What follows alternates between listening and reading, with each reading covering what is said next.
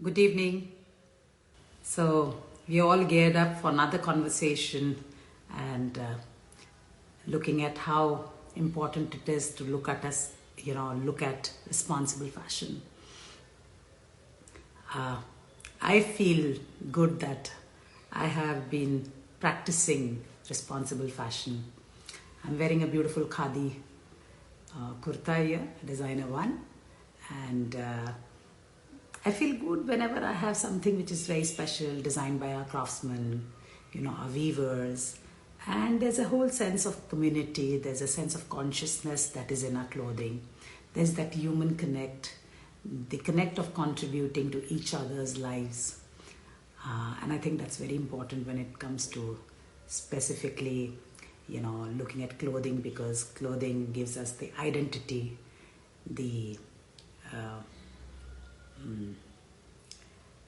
the uniqueness that each culture brings in. And it's our second skin.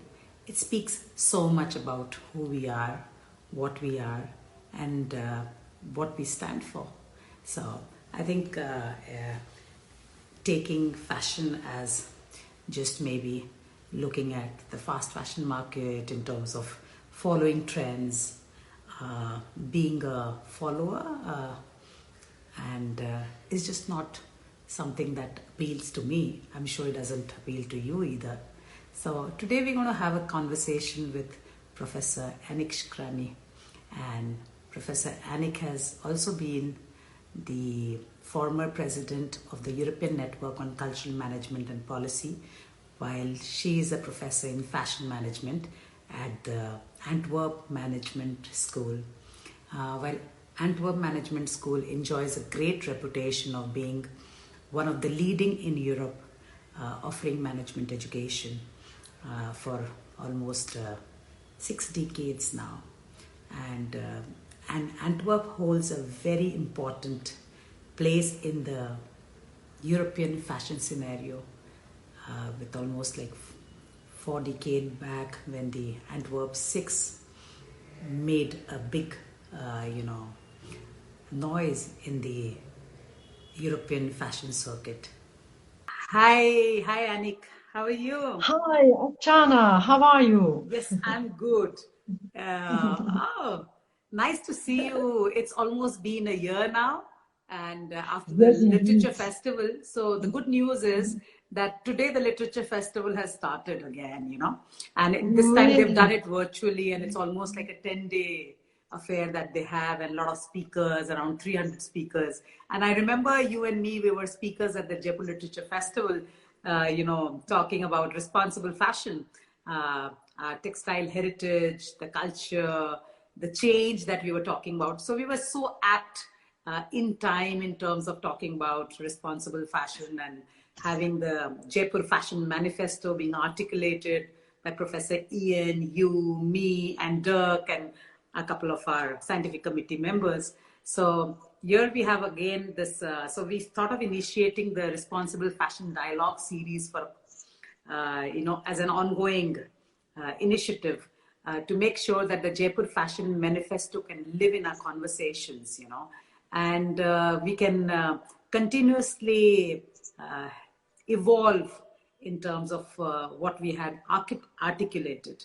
So I'm so glad that while the responsible fashion started with the Jaipur Fashion Colloquium, the next is happening at Antwerp, and yes, October doesn't seem to be very far off. And while the calls are already open for the research papers, and and you leading the team, and I'm sure that with after COVID, there's a lot of apprehension, there's a lot of excitement to what's going to happen, what's new. So all the disruption that we were looking at has happened at one go. So I'm sure that you have something very unique that you're thinking on, because Antwerp is a place that has nurtured a lot of creativity and creative contributions in throughout Europe and across the world.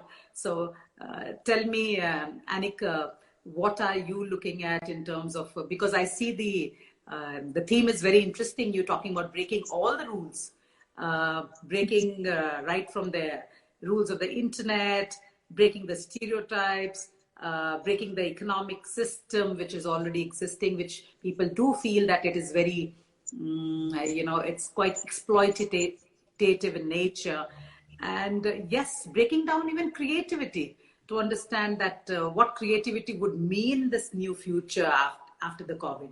So yes, I'd like to hear more from you now in terms of what you have thought about in terms of conceiving the the responsible fashion series research Indeed, initiative. yeah. First of all, Archana, I have the best memories of my stay in Jaipur and the literature festival, and also the Responsible Fashion series in Jaipur, because it was indeed the last. We are now the next edition, and I really enjoyed it. And it was pre-Corona. After that, Corona started, the Corona crisis in Europe, and it's almost like another period, another planet. It has been so long ago that we could travel when we are locked at home, and so it makes it even more, the memories even more stronger and valuable last year. So thank you for that again. Indeed, and we are very proud that we can organize now the next edition of the Responsible Fashion series. And we choose for another topic, a topic that is really related to the DNA of Antwerp, because I am indeed responsible for the Master in Fashion Management, but what is even more renowned is our fashion department of the Royal Academy of Fine Arts, and they are partner in the Congress as well, in the colloquia as well. Because they are really creative. They are really well known around the world for their creativity. And it started in Antwerp. The academy is already exists already for 350 or 60 years. But the fashion department started at the beginning of the 60s, in 63. But from the 80s on, the academy became very renowned for the fashion designers. We call them the Antwerp Six, and it was their disruptive and avant-gardist style that made them so renowned. And since then, Antwerp has this image of being a very avant-garde creative city. We did research about that, and indeed the image is still there.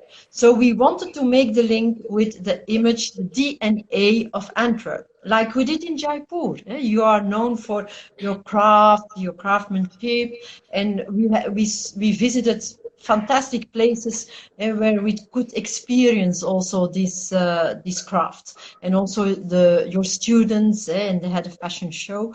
So I can't promise that because it's the wrong time of the year by the end of October. But anyway, I think this interdisciplinary approach from the creatives, but also the management, society, that's very important. And we want to focus on the role of the creative. So we are also now going through very disruptive times. I think in a lifetime, for me, it's the most disruptive thing that happened, this coronavirus. And we share the same destiny. We are in the same position. It's not only one location. No, it's something that is happening all over the world. And so that makes us think, we have to reinvent things, and we have to see how we can move on in the future. And maybe some issues were already there, like sustainability, digitization, but now we are really pushed forward, and we have to see how we have to make it real, and put it into practice, these new ways of working and thinking. And the role of the creative is the most important, I think. But if we look back at creativity, in the 80s, the creativity in Antwerp, in Europe, was really the individual creativity. It was the image of the genius, the creative genius, and everything was built around that. I think now, if we look at creativity, you have different ways of being creative. It's much more a collaborative way of practice. We see also much more through globalization, influences from other cultures, from history, from heritage. So the discussion is open and the reflection is open. And let's discuss that, how you see that from different parts of the world, how this creativity can come into practice and can also, use this disruptive potential of fashion. Because fashion, I think there is no other field of study and practice that embrace change so much as fashion. And I think, therefore, I think fashion has a responsibility to take this opportunity. So very beautifully said that, how do we now look at creativity? And while you've talked about fashion being ahead in terms of what takes on, so there's a lot of openness that fashion brings forth. So yes, you did put it on to the title, can fashion save the world? I think it's a Indeed. big declaration, huh? That we are, standing for.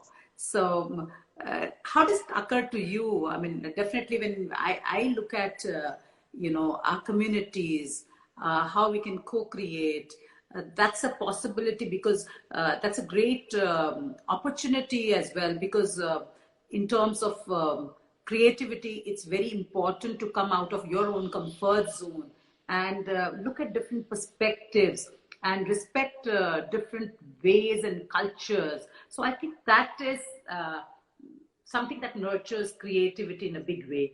How do you see that opportunity? Because Corona does have put in a lot of limitations in terms of our mobility, but with the digital media getting so open now, you and me are interacting. This opportunity, even it was there earlier, but we never tried to cash on it. We never made it possible. Mostly we were trying to make it physical. But now with the digital medium having opened so much of opportunities, how do you see creativity opening up? And yes, and while you did open this conversation of fashion having the capacity to change the world, what are your views on it? Yeah. Yes, maybe I should explain the title a bit more, because it's meant provocative. It's not a yes or no answer. It is more like, what is the role of fashion in society nowadays? And it's also a reference to the 90s, because in 1993, Antwerp was the cultural capital of Europe. In Europe, we have this tradition that each year another city becomes the cultural capital of Europe. And so in 1993, Antwerp was the cultural capital of Europe. And for Antwerp, it was really a crucial year because the curator of that year, he was very innovative. And he said, and the tagline was, can arts save the world? And so it was arts, but fashion is part of the arts and culture, of course. So therefore, it is also a reference to that period. And for Antwerp, it was really a crucial year where a lot of innovation came out of it. And it was also the beginning of the 90s was in Europe also the period that there were a lot of problems and also the breakthrough of the extreme right parties. And so how can we respond through art and culture to these societal problems? That was the issue then. But I think we are experiencing even more disruptive times now with Corona. And so we wanted to use that question again, to put that on the forefront. And what can be the role of the creative in doing that? What is not only the artistic role, but also the societal role of the creative in that? And so, and as we said already, creativity in relation to society, in relation to the industry, it is also much more collaborative than it was in the past, I think. And that will continue. And not only within the fashion, but also with other domains. If you look, for example, the relation between fashion and gaming, or other sectors, or with performing arts, or with, all other sectors, I think there will also, innovation will also come from that, this collaboration with other sectors. And so, I'm very curious about the different perspectives on that and the different voices. Yeah. Yes, you're so right when you're putting it together in terms of its connections with performing arts, to gaming, to other aspects in terms of looking at scientific, innovation.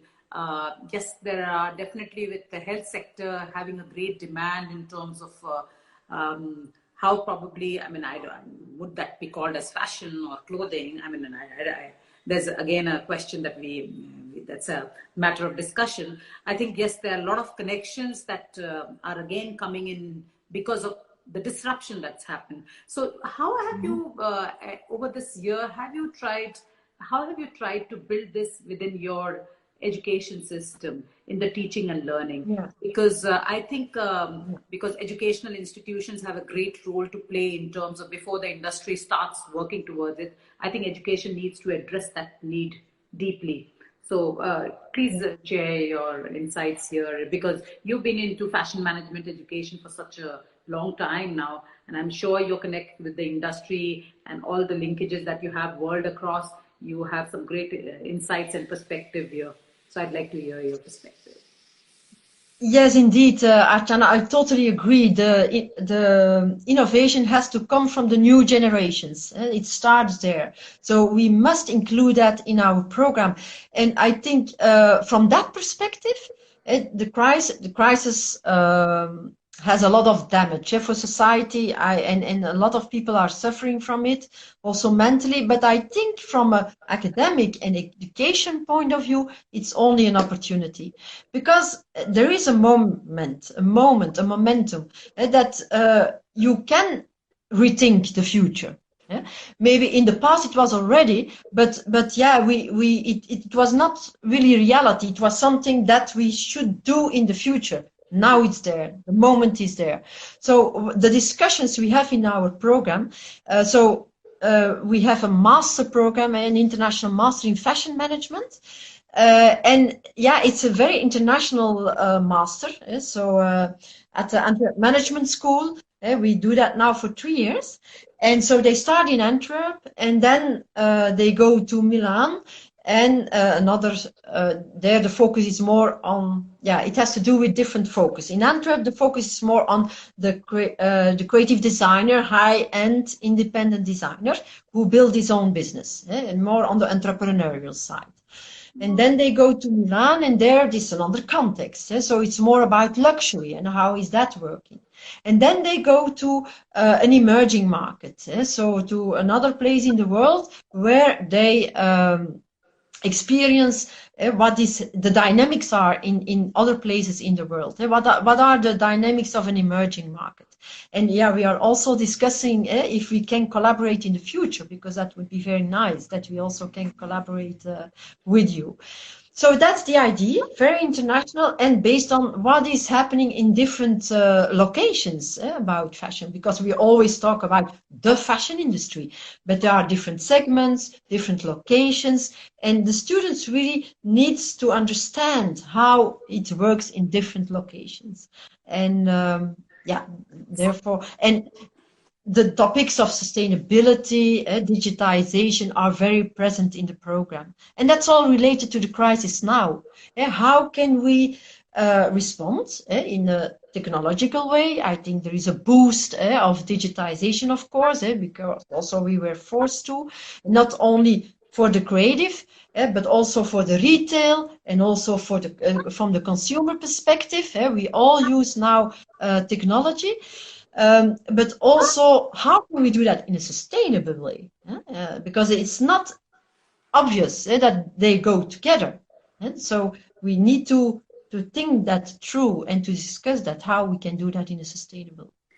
Yeah, very well said that, I mean, because we are all again trying to, deconstruct creativity. We're trying to deconstruct luxury also. And looking at emerging markets, yes, for sure, because, there's so much of opportunity on the globe. And I think creating a program which is addressing all the three, I think, we have to move, we have to see beauty. I think that bit of luxury is something that's very, very important in terms of understanding what would luxury mean in this new future. And I remember, last year when our students applied for this, competition from Cumulus, which was organized by Committee Colbert, which is, I think, the Parisian, the French network of luxury brands. And we stood number 3. And our students, so they were trying to, the ones who came up number 1, and they said, feelings will be, emotions will be luxury in the future. We'll be bereft of emotions and feelings. And I think this is something that's very alarming. And if one is looking at luxury from that perspective, how will it unfold and emerge, right? So very interesting. And when we look at, again, talking about creativity, today I was in a conversation with key vice chancellors of our country. And again, so internationally it's been talked about also that creativity, like the way we treated literacy, it is as critical as literacy, that we need to look at creativity in education now. And so I think we're putting in a course that addresses creativity, beauty, and looking at the business aspect of it when we're talking about emerging markets, or looking at community, and looking at a more, global level of consciousness that can be brought into that space. I think I can see that fashion has so much to do.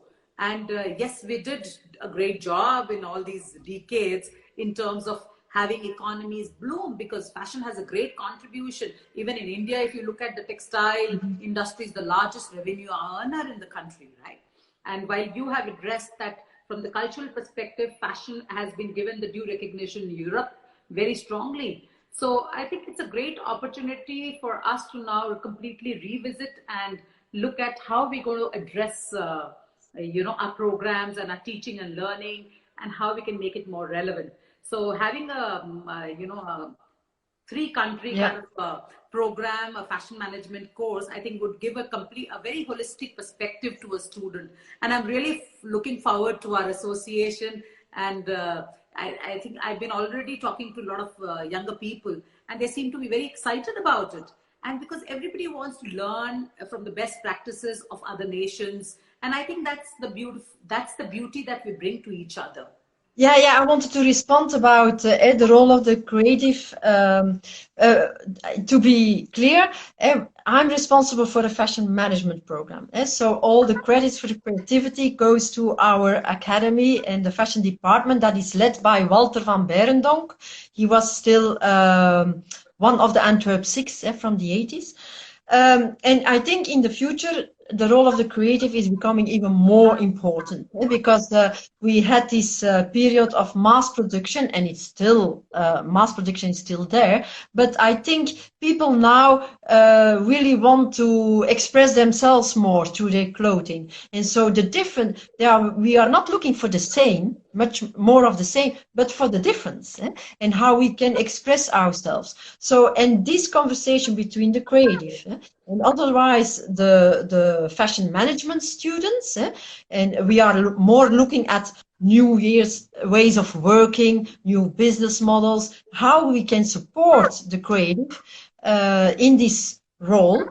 That is what we are responsible for. So I just wanted to add that. Yeah. Lovely. I think that puts a great perspective together. Anything that you want to share in terms of the coming responsible fashion series that you are planning? So, the kind of contributions you're looking at coming from across India, specifically you're looking at, because yes, India is a great emerging market. And, after COVID, I think there's a great confidence that the world has gotten in terms of how India has dealt with the pandemic in a very big way. And there's a lot of investment that's coming to the country. There's a lot of hope that's from this part of the world because of the community existence that we have. Our crafts, our weavers, we still have that. Our fashion designers thrive a lot on this, our communities. And so I think, at Arch also, we've been, over the COVID times, we've really worked very closely with the crafts people to make sure that, the stocks that they have, we get them to the marketplace, having them, do the documentation, the mapping, whatever it's required in terms of the creating the catalogs and things. So I think there's a great responsibility that the design fraternity has in terms of building a community, because the community can only build it further. So what kind of community existence do you have when you talk about, you do have the creative community, which is more towards the arts, but in terms of livelihoods, what kind of information is there? Yeah. Yes, so you're asking about the DNA of Antwerp also, and also about the ecosystem. What is who are the actors in Antwerp? So I talked already about education, about the academy, about the Antwerp Management School with our master.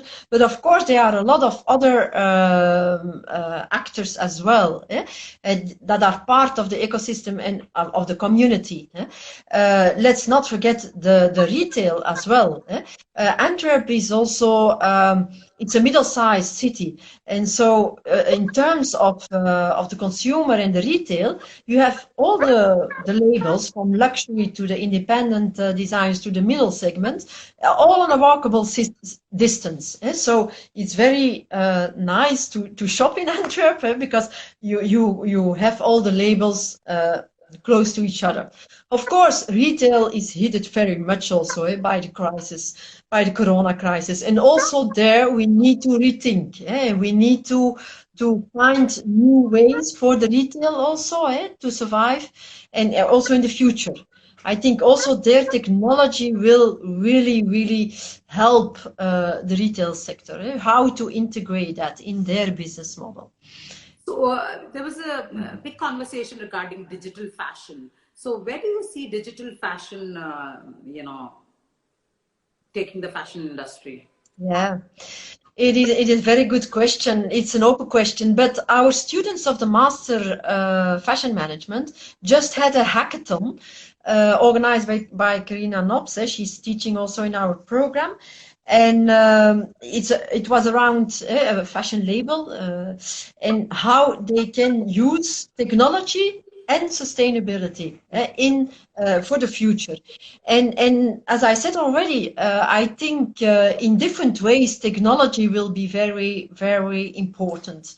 Some people say, but it's about thinking and your vision for the future. A lot of more and more people say, we will buy in the future digital dresses, not physical anymore, or both. But that's really a market that is growing. For myself personally, I still have my doubts, but it is already going on. If you have an avatar, and we have to connect so much online, then it makes sense that you change your clothes and your avatar through the digital world. And also gaming can play an important role in that fashion and gaming, I think. So what I hear is we are still yet to see the change, I mean, we've just seen some disruption, but we've really not seen the change yet. And what is going to completely transform, probably we're going to see in a couple of years, how lives will actually change in terms of what we're going to be using, how we're going to do things. We're still in the old regime. I get that still, and I'm really looking forward to it. It's going to be a lot of fascination, in fact, because a lot of young minds who are thinking very differently. Because looking at artificial intelligence, the way we're trying to build on that framework it's going to be quite a interesting scenario in the future. Yes. Yeah, I agree that technological, a lot is possible, and you can dream and dream about the future. But of course, the behavior of people is also important, and they have to adapt to this technology as well. So it's an interaction, and you have always people who are ahead. But the question is, who will follow? But it's our role, I think, as academics, educators, to think about the future and the possibilities, the opportunities for the future. But what will finally happen, that's still a question mark, because it depends also of the response of the people and the consumer, of course. But yeah, Interestingly, we have let's the Generation Z, which is there. We've got the millennials, and we've got our generation. So we've got all these three generations, and I'm sure that because disruption definitely has some new innovations to take place. So I'm really hopeful that there's some interesting, because things that are going to go emerge, because the word responsible definitely is now occurring to people in a very different manner. And the ability to respond is what we call as responsible. Yeah. And I think as human race, we are all very resilient and adaptive. So the ability to respond is going to be very, very high. And now how we're going to adapt is what I'm really curious and looking forward to see some really great innovations that are going to happen. So I was just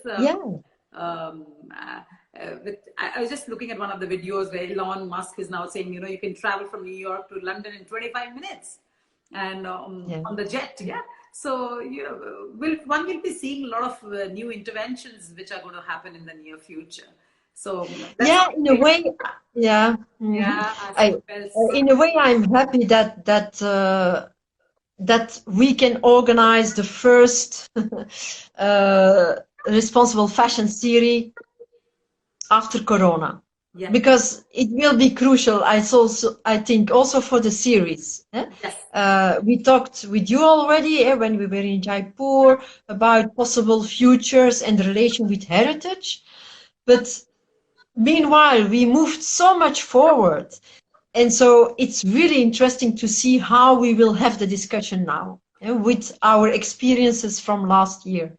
So, in fact, I was looking at the sub-themes of the responsible fashion series. So we had disruption and innovation, we had new technologies and new paradigms, we had change makers, we were talking about the governance aspect, and we were talking about the myth to meaning. And when I look at all these 5 sub-themes that we had, the contribution, we had almost 60 research papers that were selected. Very interestingly, how relevant they were to the future. And the kind of contributions that came in were quite pretty interesting. But with you talking about breaking all the rules, I find there's something very fascinating that's going to happen at Antwerp.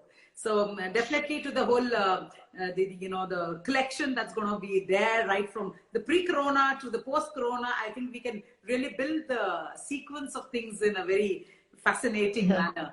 So people can definitely watch it later on as well. And I think it was a very enriching conversation. And I don't see any question, because I think a lot of it was already addressed very well by you. And I'm sure that, and what is the last date of the call, Annick? Yeah, it's 28th of February. And please, it's not that's also so pleasant to work in fashion and in creative sectors.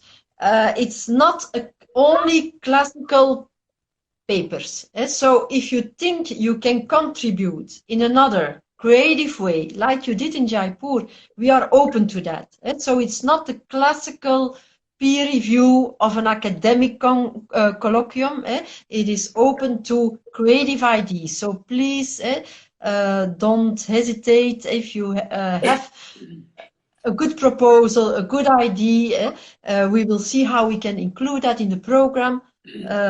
So therefore, King said, it's not only call for papers; it's a call for contributions. That's broader. That's So it's important to emphasize that. And indeed, in the call, we speak all the time about breaking down, because it's when you do that, it's provocative. But if you break down, then you can build something new. It's a bit, as we say, refer to Schumpeter.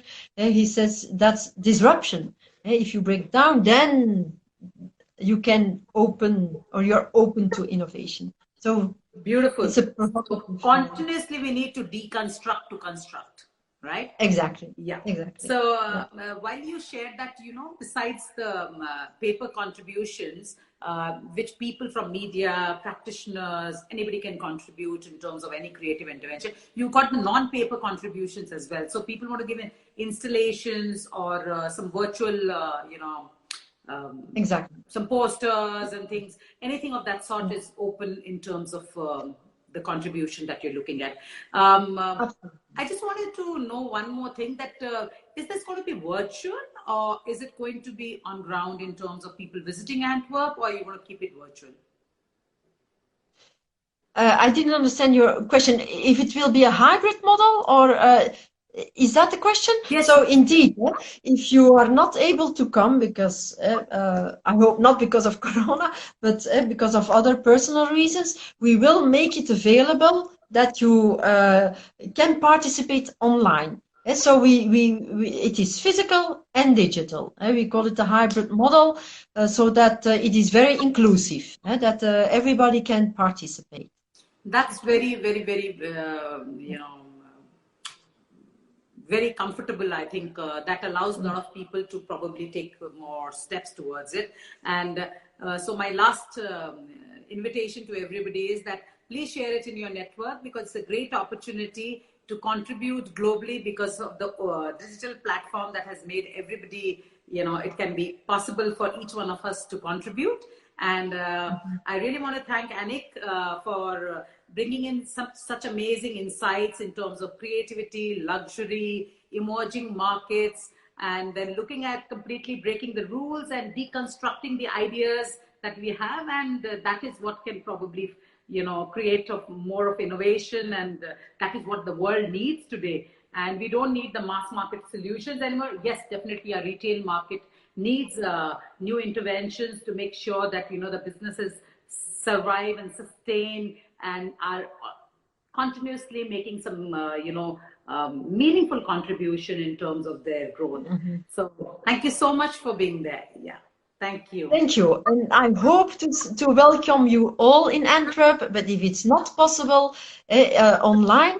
And an important element that I forgot to mention, why we do it and at that moment, is that our fashion museum in Antwerp is reopening. So they renovated the whole building, and we invite you already on the opening exhibition also from our fashion museum. So if you come to Antwerp, we will offer you a lot of opportunities to discover different faces of Antwerp. So thank be welcome. you, Annick. Thank you. So have a nice meeting, and we'll catch up soon again.